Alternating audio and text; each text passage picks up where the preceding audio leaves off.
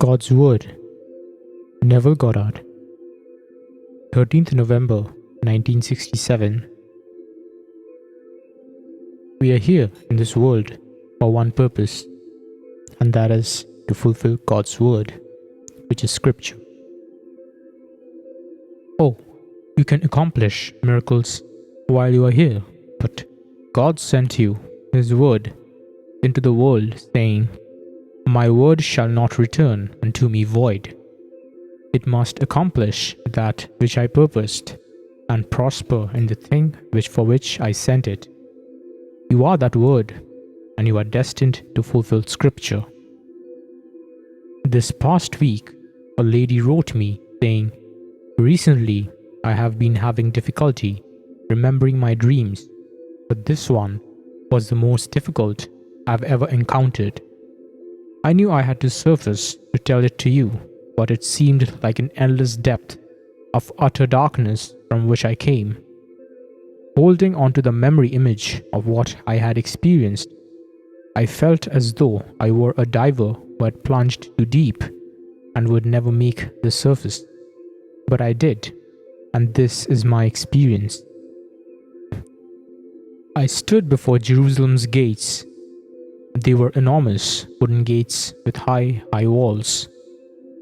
I was so thrilled to be there, but my thrill quickly vanished when I realized that the gates were closed.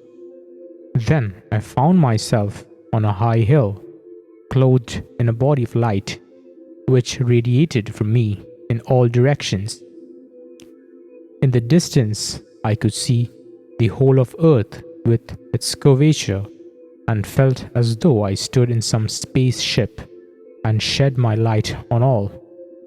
I knew that if I so desired, I could rearrange everything I saw, yet I also knew that everything was ordered and as it should be. Then I began this terrific struggle to return to my earthly body for what I wanted to share, what I had experienced. In a book called Looking at Modern Painting, there is a chapter on Max Beck, a modern symbolic artist. In it, he said, "I awoke and yet continued dreaming, for I was William Blake." That noble emanation of English genius. Looking like some super-terrestrial patriarch, he waved friendly greetings and said to me, "Do not be intimidated by the horrors of the world. Everything is ordered and correct, and must fulfill its destiny in order to attain perfection. Seek this path, and you will receive from your own aid a deeper perception of the eternal beauty of creation, and you will know an ever-increasing release from that which now seems so sad and terrible."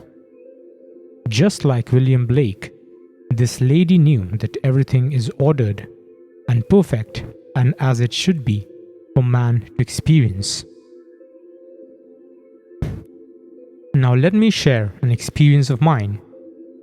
When I was in my 20s, I found myself in the presence of the most beautiful woman I could ever perceive, and a horrible hairy monster which resembled an ape or a gorilla.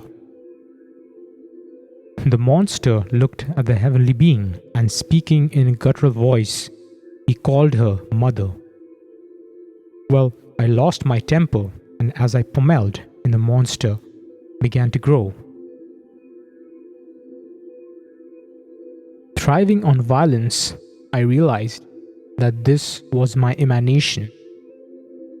He was the embodiment of every evil thought I had ever had, and all of my violent acts, while the heavenly woman represented every noble, kind deed I had ever committed.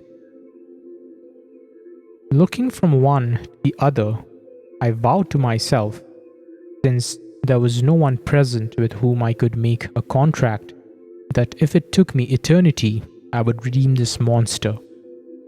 As I made this commitment, the monster began to melt before my eyes, and as it dissolved, all of my misspent and misused energy that went into the shaping of this monster as I traveled the path of time returned to me. Feeling like infinite power, I watched the radiant creature begin to glow like the sun as I awoke. Now let us take these two experiences from Scripture. We are told in the 8th chapter of the book of Mark that when the blind man's eye was opened, he said, "I see men as trees walking." And in the 4th chapter, the book of Daniel, the king, while lying on his bed, had a vision of the tree of life, a tree which fed the world, housed the birds of the air, and sheltered the animals. Then a man appeared, saying, "Hew the tree down, cut off its branches, strip the leaves and scatter its fruit, but leave the stump of the roots in the earth bound with a band of iron." The pronoun is now changed to, "Let him be watered with the dew of heaven. Let him make his abode with the beasts of the field. Let his mind be changed from that of a man, and let the mind of a beast be given to him. Let 7 times pass over him until he learns that the Most High rules the kingdom of men and gives it to whom he wills." In the creation of both the wonderful being and the monstrous one, I wore the heart and the mind of the beast, as we all do while covered with this animal body of flesh. I am the tree of life that was felled to become man. This lady experienced the tree of life as she gave life to every object she looked upon. She saw that the gates of Jerusalem were locked, and she saw correctly, for there is only one way into the city of God, called Jerusalem, and that is up the water shaft. In the 5th chapter of 2 Samuel, we are told that David captured the city of Zion by moving up the water shaft, which he built from the outer inward up at the same time. Well, the only way you can ever build from the out in and up at the same time is to build in a spiral. The city of God is entered only up the spiral ladder of your spine into your skull. Have you ever seen pictures of man with his skin off, exposing all of his veins, arteries, and nerves? That's the tree of life, which is rooted in the brain and inverted. Having gone down into generation, you have taken your power there to generate sex and animate forms. The day will come when your creative power is resurrected and you enter the world of regeneration to create without a divided image. Knowing yourself to be the creator of all life, in the resurrection you are above the organization of sex. How many times during the history of the world have men done violence to themselves, trying to bring this power about? Many of the early fathers of the Christian faith castrated themselves in the hope that they could produce it, but it happens only when you're turned around. In my own case, I felt myself being split in two from top to bottom. Then I saw that golden liquid light which had gone down into generation and knew it to be myself. Fusing with that which I beheld, I went up the water shaft in a serpentine motion and entered Jerusalem, the city of love, and no one can enter any other way. So she saw it perfectly. That was a foreshadowing of the power that is in store for her. We are told in the book of Revelation, "I beheld the city of God, the new Jerusalem, coming down out of heaven from God, prepared as a bride adorned for her husband." Well, your Maker is your husband. The Lord of hosts is his name. You are the maker of this beautiful creature, creating her out of every noble act that you have ever committed. She is your emanation, yet your wife, till the sleep of death is past. And you are the maker of this monstrous thing that is unseen, until that moment in time when you reach the threshold and must wake the decision to redeem your misused energy or not.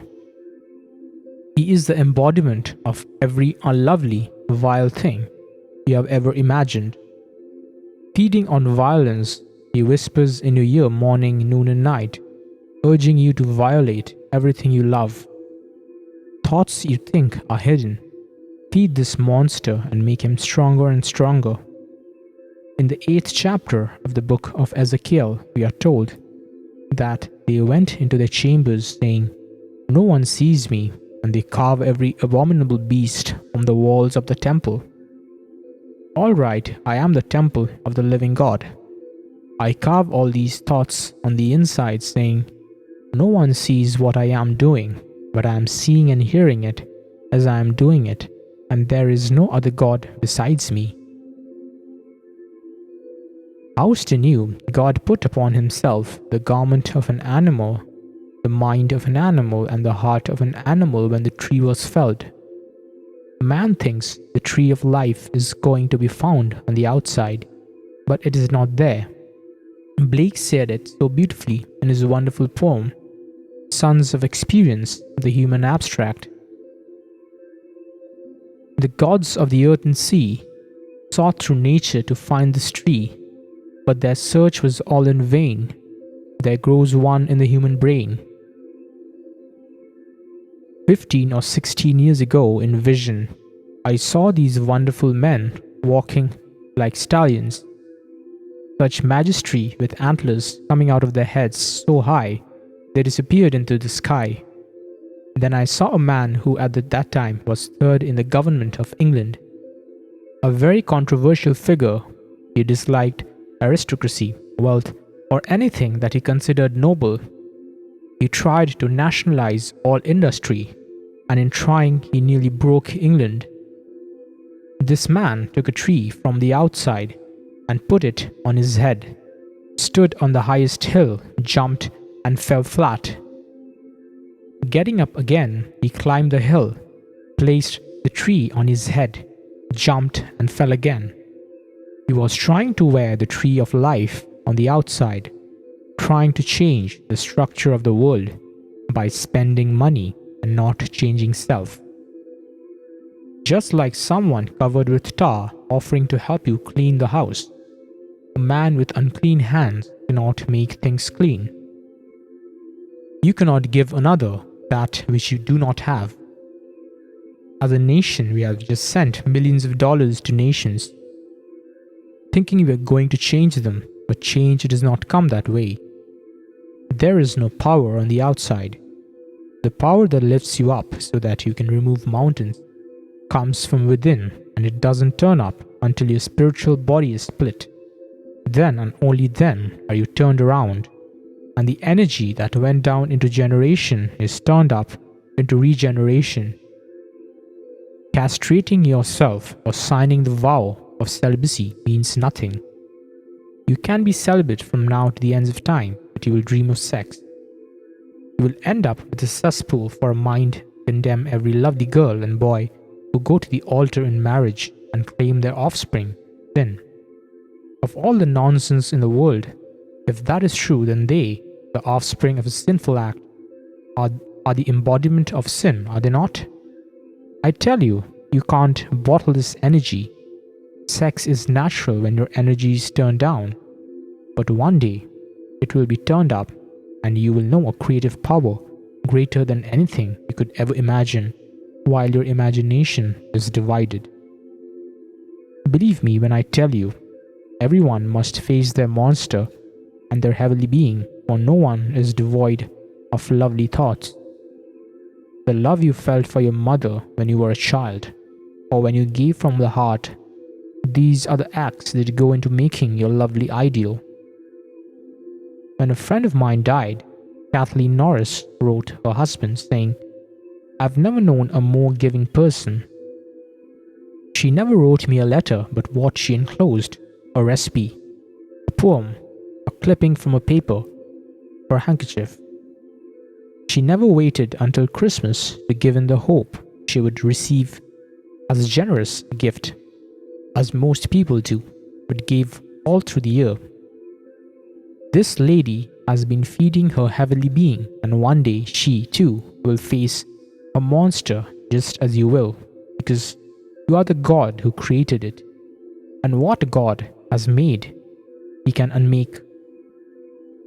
God is not made, and therefore cannot be unmade. He is the maker. He makes His New Jerusalem, His emanation, yet His wife, till the sleep of death is past, and He also makes His hell through His mistaken use of energy. One day you will stop feeding it and vow to yourself that you will redeem it, even if it takes eternity. But it doesn't take eternity. Right before your eyes, it gets smaller, and as all of the energy that it embodied returns to you, to now use wisely and lovingly. Anytime you use your imagination lovingly on behalf of another, you are building your New Jerusalem, and one day she will descend, attired as a bride. You are building her out of your noble thoughts. That's why I say, live so that your mind can store a past worthy of recall, for the mind whose contents vanish suffers loss, though you yourself cannot be lost, but only as through fire will you awaken. So I want to thank this lady for sharing her perfectly marvelous experience with me, that I may share it with you. She saw the perfect vision, the beautiful imagery of Jerusalem, but the city is a bride, an emanation of beauty that returns to you to become one, making you infinitely greater because of that union. Having emanated both, when your misspent energy returns to you, you wear it, not as two, but as one. Then leaving all, you will cleave to your emanation of beauty to become one being. Thereby, you are enhanced in beauty, enhanced in love, enhanced in wisdom and power by reason of your journey. So do no violence to these bodies of yours in the hope of entering Jerusalem. As Blake said, I give you the end of a golden string. Only wind it into a ball. It will lead you in at heaven's gate, built in Jerusalem's wall. The body you wear is not the gate, it is only the shadow. You must go to the center where the king dwells, for it is there that you know you are the king. Then all the blind and lame thoughts who kept you out while you struggle to find the truth are destroyed. Man is the tree of life. I have seen them walking. One day, a friend of mine in San Francisco, who is an artist, was waiting for me at the Palace Hotel. As I came through the door into the 3 to 4 story lobby, he saw my 5'11" body as a stallion with antlers reaching up to the sky, and drew a picture of them, even to the same suit I wore. Now the lady whose vision I shared tonight saw them as radiations from every part of her body, but my artist friend saw them as antlers. They both saw that which is not of this world. Your ultimate goal is not to become a millionaire or to be famous, but to fulfill the word of God. My word shall not return unto me void, but must accomplish that which I purpose, and prosper in the word who cut yourself down and left just the roots. You placed bands around you so that you would grow and reach the sky, and the birds would come and nest. The tree of life is not in some little garden of God on the outside. You are that tree whose energies have gone down into generation. One day, the power that you are will be regenerated, and your invested tree will stand erect and bear the fruit of life. Now let's go into the silence. Thank you.